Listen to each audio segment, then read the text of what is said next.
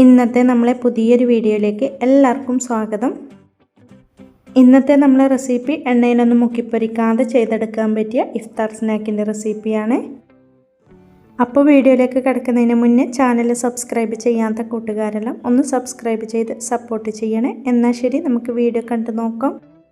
അപ്പോൾ ഇതുണ്ടാക്കിയെടുക്കാൻ വേണ്ടി നമുക്ക് ആദ്യം തന്നെ ചൂടായ കടായിലേക്ക് 1 ടേബിൾ സ്പൂൺ വെളിച്ചെണ്ണ ഒഴിച്ചു കൊടുക്കും. കൂടെ 1/2 ടീസ്പൂൺ ഇഞ്ചി വെളുത്തുള്ളി ചതച്ചെടുത്തത്, പിന്നെ ഒരു മീഡിയം സൈസിലുള്ള പച്ചമുളക് കട്ട് ചെയ്തെടുത്തത്, ഇത്രയും ചേർത്ത് കൊടുത്തിട്ട് മീഡിയം ഫ്ലെയിമിൽ ഒന്ന് വഴറ്റി കൊടുക്കാവുന്നതാണ്. ഇനി നമുക്കിതിലേക്ക് അത്യാവശ്യം വലിപ്പമുള്ള ഒരു സവോള ചെറുതായിട്ട് കട്ട് ചെയ്തെടുത്തത്, കൂടെ 1/2 ടീസ്പൂൺ ഉപ്പും കൂടെ ചേർത്ത് കൊടുത്തിട്ട് മീഡിയം ഫ്ലെയിമിൽ നല്ല പോലെ ഒന്ന് വഴറ്റി കൊടുക്കും. ഫ്ലെയിം ഒരുപാട് അങ്ങ് കൂട്ടി വെച്ച് കൊടുക്കണ്ട, മീഡിയം ഫ്ലെയിമിൽ വെച്ച് കൊടുത്താൽ മതിയേ. അങ്ങനെ ഇപ്പോൾ ഇതാ സവോള അത്യാവശ്യം നന്നായിട്ട് വാടി കിട്ടിയിട്ടുണ്ട്. ഇനി ഫ്ലെയിം ലോ ഫ്ലെയിമിലേക്ക് ആക്കി കൊടുത്തിട്ട് 1/4 ടീസ്പൂൺ മഞ്ഞൾപ്പൊടി, 1/2 ടീസ്പൂൺ ചിക്കൻ മസാല, കൂടെ 1/4 ടീസ്പൂൺ ഗരം മസാല, 1/4 ടീസ്പൂൺ കുരുമുളക് പൊടി, ഇത്രയും ചേർത്ത് കൊടുത്തിട്ട് ഇതിൻ്റെ പച്ച ടേസ്റ്റ് ഒന്ന് മാറുന്നവരെ ഇതുപോലെ ഒന്ന് വഴറ്റി കൊടുക്കണം. അങ്ങനെ ഇപ്പോൾ ഇതാ ഈ പൊടികളെ പച്ച ടേസ്റ്റെല്ലാം മാറി കിട്ടിയിട്ടുണ്ട്. ഇനി ഇതിലേക്ക് നമുക്ക് എല്ലാത്ത കുറച്ച് ചിക്കൻ പീസ് ഫ്രൈ ചെയ്തെടുത്തത് ക്രഷ് ചെയ്തിട്ട് ചേർത്ത് കൊടുക്കും. കൂടെ ഇതിലേക്ക് കുറച്ച് മല്ലിയിലയും കറിവേപ്പില കട്ട് ചെയ്തതും കൂടി ഇട്ട് കൊടുത്തിട്ട് നല്ല പോലെ ഒന്ന് ഇളക്കി യോജിപ്പിച്ച് കൊടുത്തതിന് ശേഷം ഫ്ലെയിം അങ്ങ് ഓഫാക്കി കൊടുക്കാവുന്നതാണ്. ഇനിയൊരു ബൗളിലേക്ക് 250 കപ്പിന് 1.5 കപ്പ് വറുത്ത പച്ചരിപ്പൊടി ചേർത്ത് കൊടുക്കാം. ഇനി ഇത് നമുക്ക് അവിടെ മാറ്റി വെക്കാം. ഇനി നമുക്ക് മിക്സിയുടെ ചെറിയ ജാറിലേക്ക് 250 കപ്പിന് 1/2 കപ്പ് ചിരവിയ തേങ്ങ, കൂടെ ഇതിലേക്ക് 5-6 ചെറിയുള്ളി,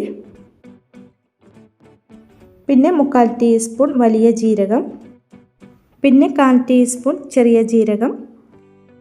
ഇനി നമുക്കിതുപോലെ നന്നായിട്ടൊന്ന് ക്രഷ് ചെയ്തെടുക്കാം. ഇതുപോലെ ക്രഷ് ചെയ്തെടുത്തിട്ട് ഇനി ഇത് നമുക്ക് ഈ അരിപ്പൊടിയിലേക്ക് അങ്ങ് ചേർത്ത് കൊടുക്കാം. കൂടെ 1/4 ടീസ്പൂൺ ഉപ്പും കൂടെ ചേർത്ത് കൊടുത്തിട്ട് കൈവച്ചിട്ട് നല്ല പോലെ ഒന്ന് മിക്സ് ചെയ്ത് കൊടുക്കണം.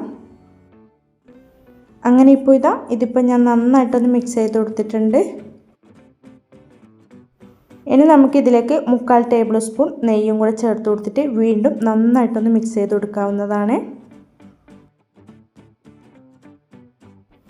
ഇതുപോലെ നന്നായിട്ട് മിക്സ് ചെയ്ത് കൊടുത്തതിന് ശേഷം ഇനി ഇതിലേക്ക് നമുക്ക് ചേർത്ത് കൊടുക്കേണ്ടത് തിളച്ച വെള്ളമാണ്.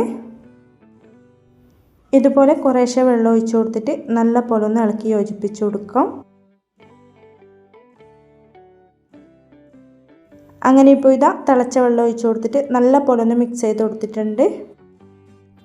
ഇനി ഇത് നമുക്ക് നല്ല പോലെ ഒന്ന് കുഴച്ചെടുക്കണം.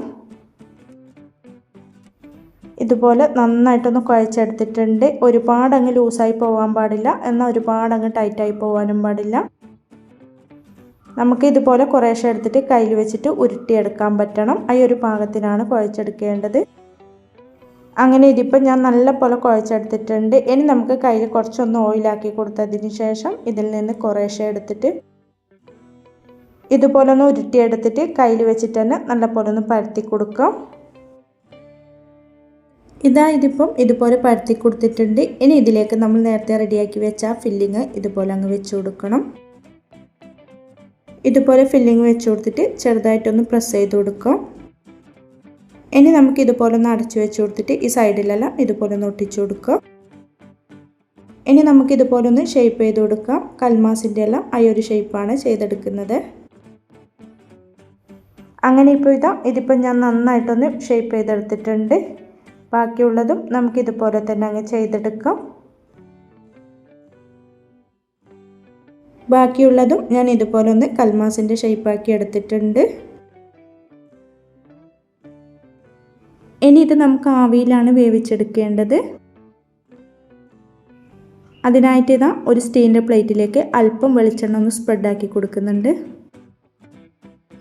ഇങ്ങനെ വെളിച്ചെണ്ണ സ്പ്രെഡാക്കി കൊടുക്കുന്നത് ഇതിൻ്റെ അടിയിൽ ഒട്ടിപ്പിടിക്കാതിരിക്കാൻ വേണ്ടിയാണ്. ഇനി നമ്മൾ റെഡിയാക്കി വെച്ച ഓരോന്നും ഇതുപോലെ അങ്ങ് മാറ്റി കൊടുക്കും.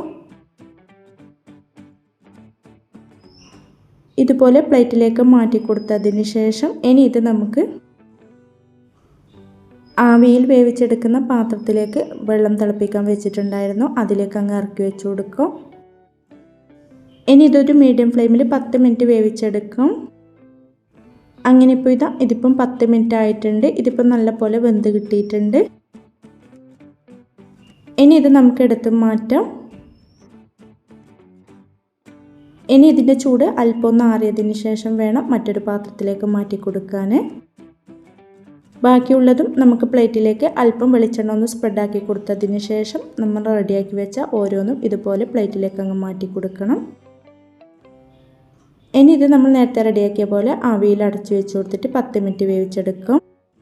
ഇനി നമുക്ക് മിക്സിയുടെ ജാറിലേക്ക് 5-6 കാന്താരി മുളക്, കൂടെ 5 ചെറിയുള്ളി, കൂടെ ഒരു കൈപ്പിടി മല്ലിയില, പിന്നെ കുറച്ച് പുതിനയില, കറിവേപ്പില, ഒരു ചെറിയ കഷ്ണം ഇഞ്ചി കട്ട് ചെയ്തെടുത്തത്, പിന്നെ 1/2 ടീസ്പൂൺ മല്ലിപ്പൊടി, 1/4 ടീസ്പൂൺ ഗരം മസാല, 1/4 ടീസ്പൂൺ ഉപ്പ്, പിന്നെ ഒരു 2 ടേബിൾ സ്പൂൺ വെള്ളവും കൂടെ ഒഴിച്ച് കൊടുത്തിട്ട് നല്ലപോലെ അടിച്ചെടുക്കണം. അങ്ങനെ ഇപ്പോൾ ഇതിപ്പം നല്ലപോലെ അടിച്ചെടുത്തിട്ടുണ്ട്. അങ്ങനെ നമുക്ക് ഇതിലേക്ക് വേണ്ട സ്പെഷ്യൽ മസാല ഇവിടെ റെഡിയായി കിട്ടിയിട്ടുണ്ട്. ഇനി നമ്മൾ റെഡിയാക്കിയെടുത്ത ഓരോ കൽമാസും ഈ മസാലയിൽ ഇട്ടിട്ട് നല്ലപോലെ ഒന്ന് കോട്ട് ചെയ്തെടുക്കണം. ഇനിയിപ്പോൾ ഒരു പാനിലേക്ക് 2 ടേബിൾ സ്പൂൺ ഓയിലൊന്ന് ചൂടാൻ വെച്ചിട്ടുണ്ട്. അതിലേക്ക് അങ്ങ് ഇട്ട് കൊടുക്കും. ബാക്കിയുള്ള കൽമാസും ഇതുപോലെ നന്നായിട്ടൊന്ന് മസാലയിൽ കോട്ട് ചെയ്തെടുത്തതിന് ശേഷം പാനിലേക്ക് അങ്ങ് ഇട്ട് കൊടുക്കാം.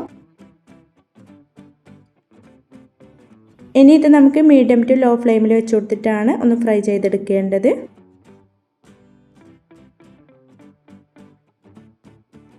ഇതിൻ്റെ പുറം ഭാഗത്തെ ആ മസാലയുടെ പച്ച ടേസ്റ്റ് മാത്രം ഒന്ന് മാറിക്കിട്ടിയാൽ മതി. ഒരുപാട് സമയമൊന്നും വെച്ച് കൊടുക്കേണ്ട ആവശ്യമില്ല.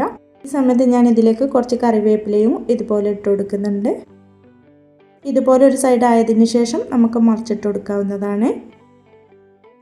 അങ്ങനെ ഇപ്പോൾ ഇതിപ്പം ഇവിടെ റെഡി ആയിട്ടുണ്ട്. ഇനി ഇത് നമുക്ക് കോരി മാറ്റാം.